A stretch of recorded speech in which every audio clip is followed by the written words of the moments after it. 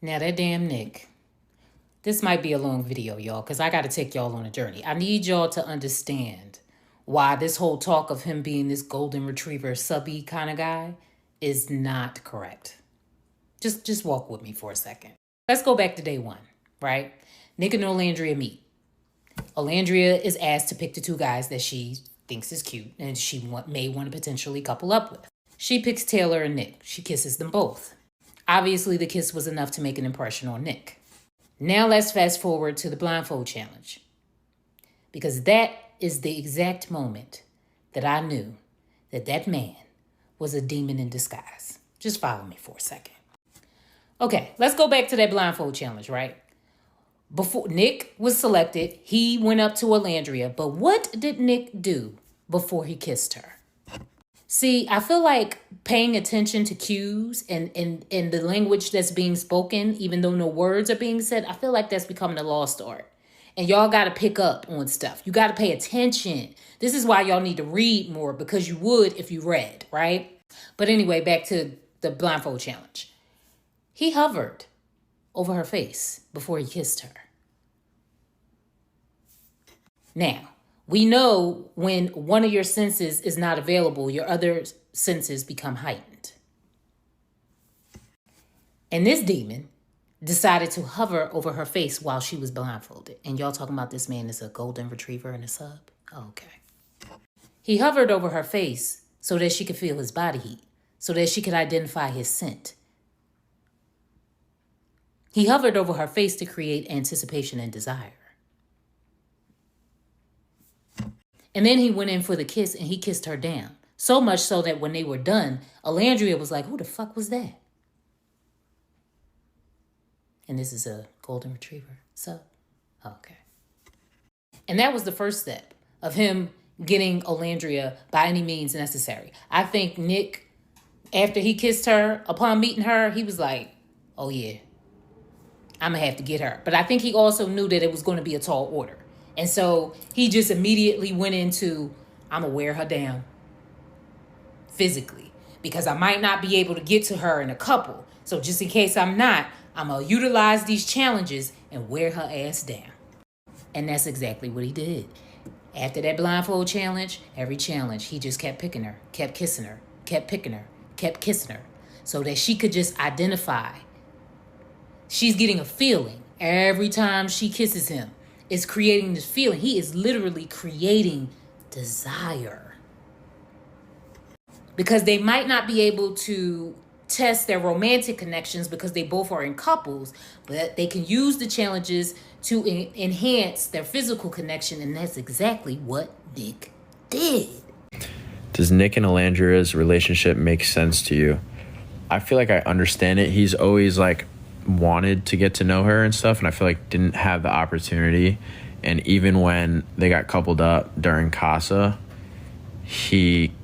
I feel like he was holding back a little bit because, you know, Cierra's still in the picture, Taylor's still in the picture, so I feel like they didn't really give it a huge chance. But I could see it going somewhere. Nick's my guy. I feel like he's super genuine, so I don't think he's faking nothing. So by the time we get to episode 21, this is why this episode hits differently, not only for Olandria, but for the audience. Because immediately when they got back into the villa, he took that opportunity to shoot his shot. He didn't waste no time. He didn't fumble over no words. He was like, listen, I have been attracted to you from day one. I'm trying to see what's up outside of the challenges. What does Olandria do, y'all? Y'all gots to pay attention. Olandria is our queen of slow burning. She not doing too much kissing outside of a challenge. Nick came to her and said, what's up? She said, well, I mean, what's up? It was a no-brainer for our girl. Our girl don't be moving like that. But Nick had wore her down. See, he made her comfortable enough to explore a physical connection with him because it was within the challenge. So she just got to have fun with a boy that she thought was cute. And that was by design. So that when he shot his shot, she was ready and on go. She was already comfortable. She already liked what she had experienced up until this point. But Nick knew that this kiss had to be different because this is not a challenge. This is, I'm a man and I'm going to take care of you type of kiss. And that's why when he kissed her in episode 21, we was all like, oh. Because that was a grown up ass kiss. That was a passionate, deep kiss. We don't see that on television too often. Now, how did this man just know how to do that right at the right moment?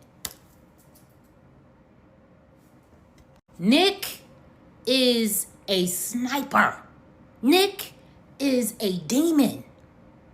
Okay? I know because I too am a demon. Y'all, please be so for real.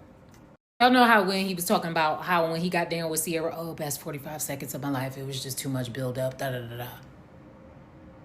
I don't think Olandria would have that same problem with Nick because she brings out that demon in him. Even let's go back to like all of the questions and that he asks Olandria, right? He is very intentional about the things that he asks her, and he just sits there and he takes notes, and then he does whatever she wants. He improves in real time. This man is a sniper. The whole golden retriever act is by design. It is intentional because it disarms people and it makes them bring their guards down because they feel comfortable around you. So he's able to sit back and observe and ask questions to get to know who you are so that he can adjust the way that he approaches you so that he can get the things that he wants. On top of that, that man is a Pisces. Water signs are incredibly intuitive. Emotionally, they know how to pull a person into their orbit. They are masters at that. So he plays the cute little fun guy because he knows it's going to disarm people, and then he's going to sit back and observe, and he's going to get you right where he wants you. By episode 21, he had Olandria right where he wanted her, and she kissed that man down.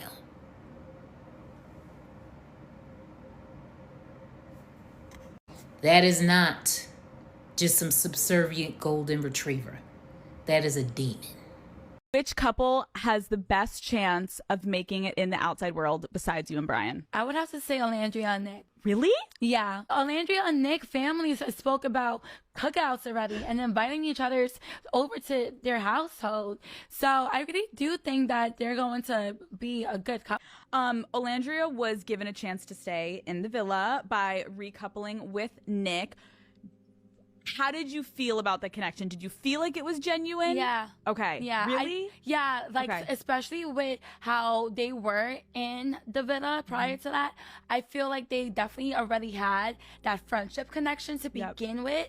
So and then moving on forward, I know there's him and her had smooches. So I'm like, okay, like I definitely love them together. Chances are if you do the work, people might doubt the validity of your relationship, just like they are with Nicolandria. Chicks in the Office, Nick Vial, Lil Yachty. These people are a little shocked that Nick is actually into Olandria and they have left the island. As these lovebirds make their required PR rounds and do their little pageant waves, people are shook to see that this attraction that Nick has towards Olandria is a real thing. In a country that spent generations artificially keeping couples like this apart, it seems that people can't see how this could happen without production interference. The black girls know what's going on, but this is a good time for all of you people, good people, who feel undervalued or judged in the dating pool to gather around. And before we get started, to all the little white boys on this app defending Nicolandria and their girlfriends, I see you, I salute you, and I love this country. In a sea of internet advice about what you have to do to be considered high value, people get really mad when you as a single mom or a man without a six-pack or somebody who is not 6 foot ends up in a happy, mutually fulfilling relationship. Maybe you don't even make a single dollar, but you're coupled up and you're living your best life. There is nothing more annoying to people who have been killing themselves to meet a standard that you don't even sneeze at to see you doing okay anyways. Then we have these reality TV shows that mirror back to us who is considered the most competitive in the beauty, the looks, the charisma department to compete for love in a relationship. They mirror back to us some of these societal ideas of what we think of as worthy. And so what we might not expect for ourselves, we expect a lot for these people. And this is where some nasty things get revealed. People can fall apart a little bit when the cast and the metrics that we use to rank other people don't necessarily bear out well in real life. We've talked a gazillion times about where dark-skinned women rank in the American social conceptualization of value and low value, right? And we typically just leave it right there. But what we haven't talked about is how these podcasters, these shows, these cast members that are on shows like this, they've all been born relatively recently. We're talking like the 90s, the early 2000s, some of them even the 80s. So you would think that they would not necessarily have these retro ideas. Where is this coming from? America is facing an existential crisis, that's why. And that existential crisis comes out of the fact that the media has in some ways changed hands. Now, this is good news for you and me. In the last 20 years, we have watched as diverse, beautiful groups of American citizens have an increasing digital ability to talk about their own American lives. Their experiences in this democracy, they're filming in real time. We have John Green's Crash Course and this kind of explosion and this openness to learn about our amazing and troubled history in a way that was before meted out by a textbook situation, or if your public school allowed true history to be taught. So now what do you have? You have citizens talking amongst other citizens, just as how we're able to vote and put our own voice on this show. There was a period where you just watched whatever The Bachelor gave you. You just learned the history that people felt comfortable giving you. Now it's not just professors or people who specifically choose to make their entire life about sociology who are talking about these things. It's everyday, normal Americans talking amongst each other and going, whoa, I don't really like the fact that this democracy tends to value corporate interests over the collective good of everyone living in this democracy. You have more Americans wanting to vote, work, and create the democracy that they feel like they were promised years ago. People learning about these really cool coalitions of white people and indigenous people and African American people and Caribbean people, all these different people who make up the American story, coming together and making their neighborhood what they want it to be. It gets really inspiring when you realize America has always wrestled with this question of curtailing democracy in favor of corporate interests and making an economic superpower for a small group of people, or serving the vast, incredible group of people who live here. It's actually really comforting when you realize, oh, people have always argued and wondered what to do, whether they should support a state that sustains an economy that's founded on human exploitation or a cool idea like democracy. This is not my opinion. This is fascinating, ongoing history. But when you have normal, everyday people waking up to the ways that they might want the democracy to actually work for them, you, if you have power and money, have to meet that with brilliant strategy. And has that brilliant strategy worked? You have to instill fear and division so that the people do not come together. That looks like moral panics, scapegoating minorities. It looks like romanticizing oppression and reshaping it as traditional values, so you don't have to face the existential crisis that comes when you realize that your nation might not be what you thought it was, and it might not deliver you what you thought it would deliver you. We have grown up under James Dobson and Jimmy Swaggart and Candace Owens even scaring everybody back into their places. We're told if we just give up a little bit of our freedoms to squash the boogeyman of this election cycle, we'll all be good. And this has worked for generations because guess what? It's really uncomfortable to realize that there's still a lot of American work to do. And instead of facing that, dealing with it, grieving it, and moving on, it's easier to just retreat to a story that makes us feel better about why things are broken in the first place. It's easier to think that we went off course and things got broken, like I mentioned, than it is to realize, oh, I live in a state that wasn't designed for me. Our country isn't perfect, and it's up to us to get involved to make a more perfect union. But some people get lazy about that. We don't want to admit that maybe our parents and our grandparents lived in illegal apartheid and didn't do anything. But good news, it's not the final story of our young nation, and we still get to talk about Nicolandria. Look at them, aren't they cute? Okay, anyways, in the 2020s, George Floyd is murdered by the police, and this uprising happens. This uprising shifted public opinion to a degree that people who did polls and who worked on the science of public opinion had not seen in decades. The institutional brutality and violence of the police system has been something that's been recognized by rural white people, Native American people, and of course, Black people. But for more people to recognize how that is attached to the state's corporate interests and how it has to do with protecting people's property, this was new. And what do they say about tides rising? Well, tide tends to raise other ships. People started to connect the dots. People started talking about what they wanted for themselves and their American dreams. People were like, wait, we can push America forward in a vision of liberty and justice for all. And guess what? That freaks people out because that means that the status quo of power and money might shift a little bit. And guess who swooped in to take advantage of that? Trump and his attendant acolytes who stoked and instilled fear in the people. They lied about other Americans to Americans and activated these sleeper cell biases, some not so sleeper cell, to get them to vote against their own best interests. And once again, we are living under a conservative power structure, one that is siphoning resources from you, the American people, to the ruling class. That makes people uncomfortable and scared, and what do we tend to do? Oh, retreat back to a story that makes us feel like maybe we can control something, because right now, a lot of you feel like I have no control over what's happening. Kim Kardashian wearing a prairie dress should have been a warning to all of you. All mental and social progress is one step forward and 2 steps back. And young people who feel uncertain about the way that their dreams are not coming true,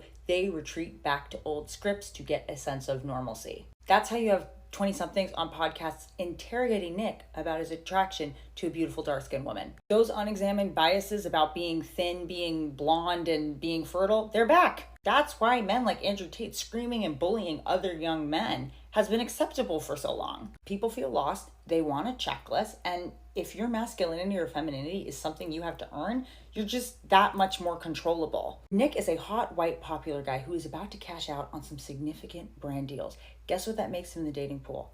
High value.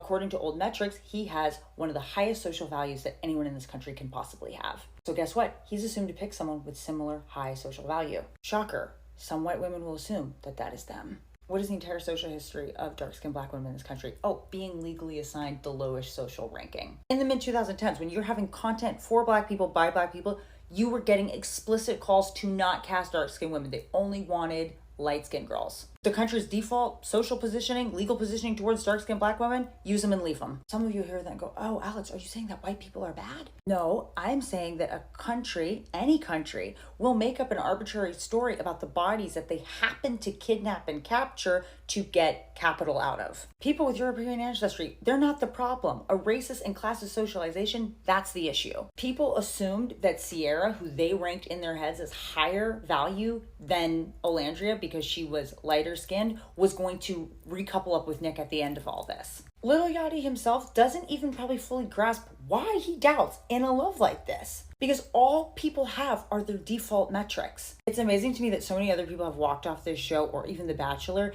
and yes, of course, people have their, oh, it's reality TV, maybe it's not real, but the level of interrogation that they're getting is not because they were on reality TV. It's because this is a love story people are not used to seeing, and they're not used to legitimizing in their own head. Just like Cierra, they didn't see Olandria as a threat to their connection or access to Nick, because what is Olandria to them? We all have preferences, not because we're all inherently evil, but because we've been socialized. And just like so many aspects of our American history, at any moment we can stand up and say, oh, the story about these bodies and the story about my body, it's not true. You need to read A People's History of the United States by Howard Zinn and Cue the Sun by Emily Nussbaum, which is about the history of reality TV.